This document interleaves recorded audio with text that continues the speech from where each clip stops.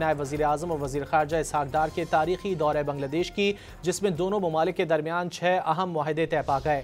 ڈھاکہ میں وزیر خارجہ اسحاق ڈار کی بنگلہ دیش کے مشیر خارجہ امور محمد توحید حسین اور مشیر تجارت بشیر الدین سے ملاقاتیں ہوئیں۔ وفود کی سطح پر مذاکرات میں تجارتی اور اقتصادی تعاون کے فروغ پر اتفاق، مسائل پر تفصیلی تبادلہ خیال، دو طرفہ تعلقات مزید مضبوط بنانے کے عزم کا اعادہ کیا گیا۔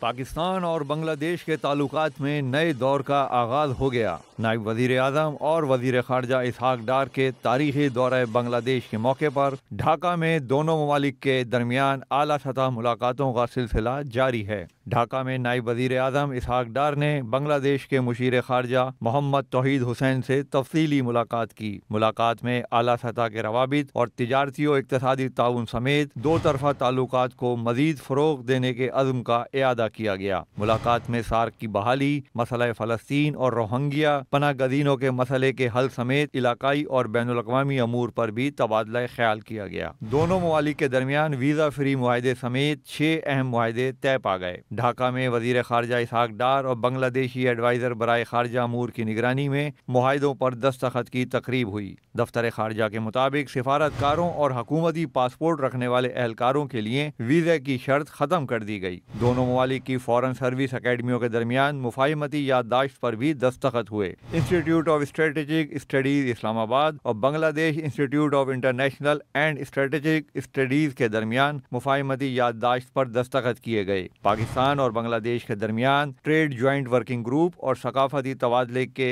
2025-2028 کے MOU بھی شامل ہیں۔ اس سے پہلے وزیر خارجہ اسحاق ڈار کی ناشتے پر بنگلہ دیش کے مشیر تجارت شیخ بشیر الدین سے وفد کی سطح پر ملاقات ہوئی۔ ملاقات میں گورنر بنگلہ دیش بینک سمیت تجارت، شہری ہوابازی اور ٹیکسٹائل کی وزارتوں کے حکام بھی شریک ہوئے۔ ملاقات میں دو طرفہ تجارت، سرمایہ کاری اور اقتصادی تعاون پر تفصیلی بات چیت کی گئی۔